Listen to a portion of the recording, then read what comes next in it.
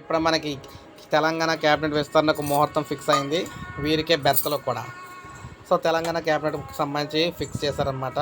ప్రస్తుతం క్యాబినెట్లో 4 ఉమ్మడి జిల్లాలకు ప్రాతినిధ్యం కల్పించలేదు. ఇక్కడ విస్తరణలో ఆ 4 జిల్లాలకు ఖచ్చితంగా చోటు కల్పించాలని భావిస్తున్నారు.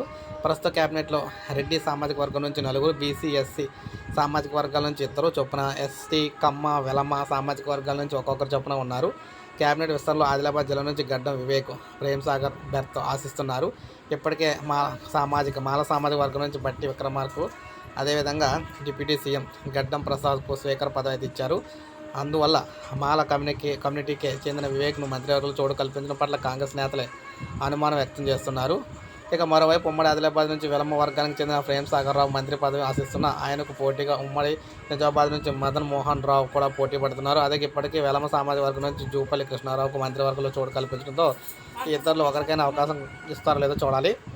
ఇక ఉమ్మడి నిజామాబాద్ నుంచి సుదర్శన్ రెడ్డి రేసులో ఉండగా ఉమ్మడి రంగారెడ్డి జిల్లా నుంచి మల్రెడ్డి రంగారెడ్డి కూడా ప్రయత్నిస్తున్నారన్నమాట. అదేవిధంగా రేవంత్ రెడ్డి క్యాబినెట్లో ఇప్పటికే సీఎంతో కలుపుకుని 4 రెడ్డి వర్గం 5 మంత్రులు ఉన్నారు.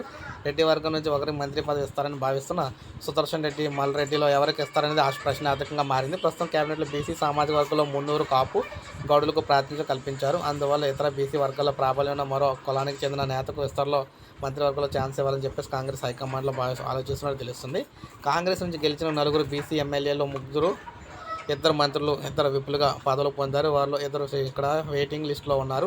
మక్తల ఎమ్మెల్యే శ్రీహరి ముదిరాజు, రజక వర్గానికి చెందిన షాద్నగర్ ఎమ్మెల్యే వీరపల్లి శంకర్లో ఒకరికి మంత్రి పదవి దక్కే అవకాశం కనిపిస్తుంది. ఆదివాసాల నుంచి సీతక్కకి ఇప్పటికీ మంత్రివర్గంలో అవకాశం కల్పించారు. విస్తరణలో ఎస్టీ అంబాడా నుంచి ఒకరికి అవకాశం దక్కుతుంది. అందులో దేవరకొండ ఎమ్మెల్యే బాలునాయక్ ఇస్తారనే టాక్ అయితే వినిపిస్తుంది. ఇక మైనారిటీ ఖచ్చితంగా అవకాశం కల్పించాల్సిన అవసరం ఉందని కాంగ్రెస్ నాయకత్వం భావిస్తుందన్నమాట.